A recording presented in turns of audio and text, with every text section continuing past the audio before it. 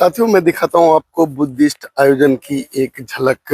और ये मंच है, मंच पे मैं आपको लेके चलता हूँ जो किस तरीके से बुद्धिस्ट आयोजन को आयोजित करने के लिए मंच सजाया जाता है, किस तरीके से बुद्धिस्ट विवाह की जो तैयारियां की जाती हैं।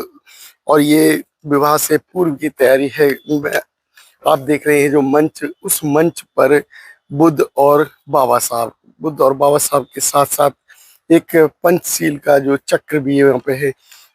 यहाँ बाबा साहब की जो प्रतिमा, एक मुस्कुराता हुआ चेहरा जो कि सभी लोगों में एक खुशी का माहौल पैदा करता है। इसी तरीके से गौतम बुद्धा का वो एक पोस्टर जो कि सभी को बुद्ध के ज्ञान को फैलाते हुए दिखाया गया है। सभी साथियों को जय भीम, जय भारत। मैं अरुण कुमार, आप देख रहे हैं अम्बेडकर प्राइम चैनल। साथियों, अभी मैं पहुंचा हूँ नरौरा, उत्तर प्रदेश। आज एक बुद्धिस्ट आयोजन है और बुद्धिस्ट शादी को किस तरीके से आयोजित किया जाता है मैं आपको ये पूरा वीडियो दिखाऊंगा। लेकिन इससे पहले किस तरीके से बुद्धिस्ट आयोजन से पूर्व जो डेकोरेशन की जाती है, अब मैं डेकोरेशन दिखाता हूँ कि जो बुद्धिस्ट डेकोरेशन होती है वो क्या है। बुद्धिस्ट डेकोरेशन की बात की जाए तो सबसे पहले जो बुद्धिस्ट डेकोरेशन के अंदर जो नाम आता है गौतम बुद्धा का, जो कि गेट की एंट्री होती है, एंट्री गेट है। एंट्री गेट पर हम देखते हैं सबसे पहले गौतम बुद्धा को, और दूसरा जो नाम आ जाता है वो डॉक्टर बाबा साहब भीमराव अंबेडकर जी का, क्योंकि अंबेडकर जी ने बुद्ध को भारत में पुनः जीवित किया। और तीसरा जो नाम आ जाता है बाबा साहब के जो गुरु माने जाते हैं, जिनको बाबा साहब ने गुरु कहा था, वो ज्योतिबा फूले और माता सावित्रीबाई फूले। अभी इसके साथ ही जो बाबा साहब का जो मिशन है किस तरीके से चलता हुआ भारत में फैला, उसकी एक छवि जो प्रदर्शित होती है वो बुद्धा डेकोरेशन के द्वारा, जो कि आप देखते हैं बुद्धा डेकोरेशन को। और ये बुद्धा डेकोरेशन है। बुद्धा डेकोरेटर्स का मोबाइल नंबर, यहाँ से हम एंट्री करते हैं, अंदर पहुंचते हैं। जैसे हम अंदर पहुंचते हैं तो हमें एक छवि मिलती है विजयदशमी की। विजयदशमी की बात की जाए तो वही विजयदशमी जो कि शूरवीरों के द्वारा देश के अंदर जानी जाती है। ये विजयदशमी का एक दृश्य है और जिसको आप देख रहे हैं, ये जो छवि है अभी जो डेकोरेशन की गई है बुद्धा डेकोरेशन के द्वारा। इसी तरीके से हम आगे चलते हैं तो हमें एक पोस्टर मिलता है। उस पोस्टर पर लिखा है, कोई भी समाज समृद्ध नहीं हो सकता अगर उसका लक्ष्य केवल चीजों को आसान बनाना और इसके बजाय लोगों को मजबूत बनाने का होना चाहिए। तो ये जो लक्ष्य दिया गया है, उसके बाद जो एक पोस्टर पर जो बुद्धिज्म के जो महापुरुष हैं, बुद्धिज्म के महापुरुषों को दर्शाया गया है, जैसे कि आप लोग देख रहे हैं। इसके आगे हम चलते हैं जो डेकोरेशन के माध्यम से सम्राट अशोक जो कि बुद्धिज्म को स्वीकार करने के बाद उन्होंने बुद्ध का जो रास्ता ले लिया, और रास्ता लेने के बाद युद्ध को छोड़ दिया था और बुद्ध के ज्ञान को फैलाने में उन्होंने अपना पूरा जीवन लगाया जब तक उनका जीवन रहा। गौतम बुद्धा, तथागत गौतम बुद्ध, जिनके आज जो है चर्चा की जाती है जगह जगह, उस जो भी कार्यक्रम होते हैं तो गौतम बुद्धा को सबसे पहले याद किया जाता है।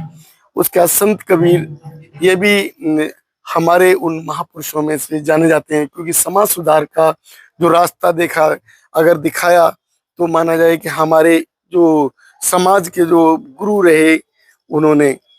ये ज्योतिबा फूले, जिनको राष्ट्रपिता ज्योतिबा फूले के नाम से जाना जाता है। अगर आज जो है बुद्धिज्म को जाना जाता है तो राष्ट्रपिता ज्योतिबा फूले के माध्यम से। तो अब हम चलते हैं, आगे का जो पोस्टर है ज्योतिबा फूले जी की पत्नी यानी कि माता सावित्रीबाई फूले का। आगे का जो पोस्टर हम देखते हैं, साहू जी महाराज, जिन्होंने बाबा साहब को योगदान दिया, बाबा साहब को वो सारा कुछ अगर जो है आज हम देखते हैं बाबा साहब के प्रति बाबा साहब को आज बाबा साहब के नाम से जाना जाता है, तो उनका महत्वपूर्ण योगदान है साहू जी महाराज का।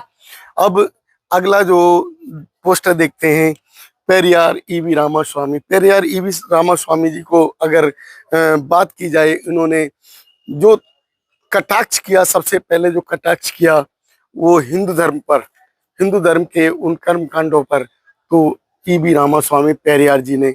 इसके बाद का जो पोस्टर आता है साहब कांशीराम जी का।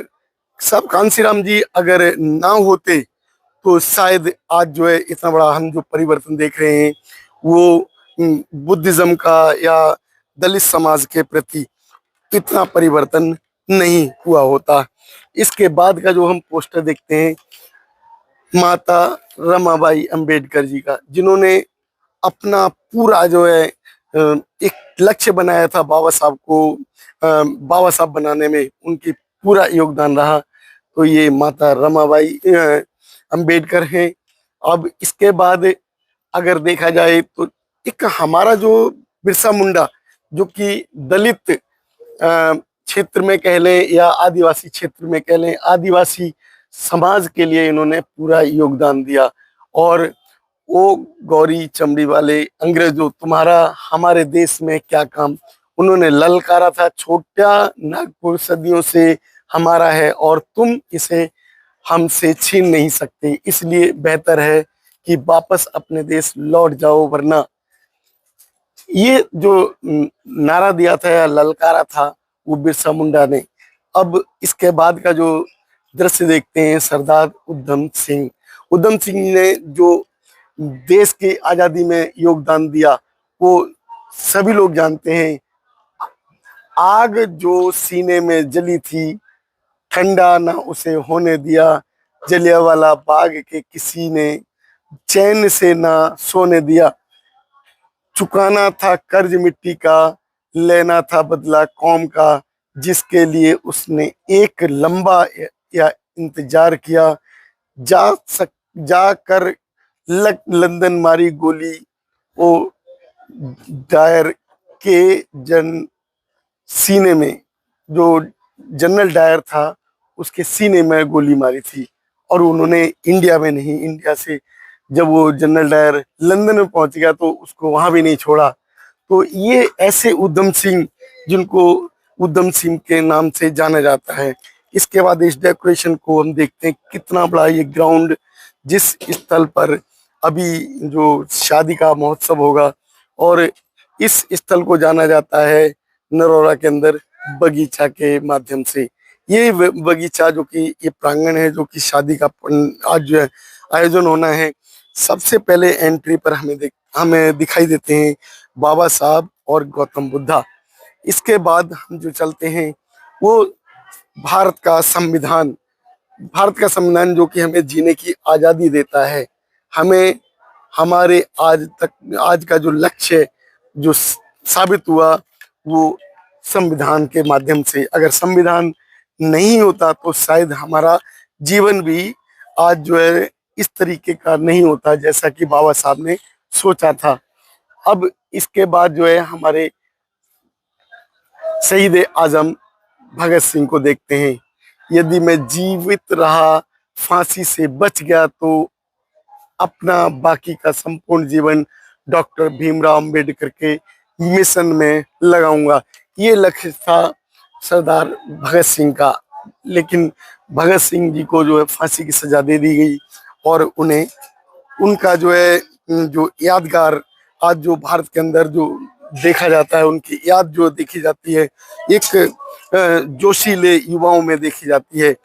इसके बाद का जो पोस्टर हमें देखने को मिलता है 20 मार्च 1927 की यही है सच्चाई, जो कि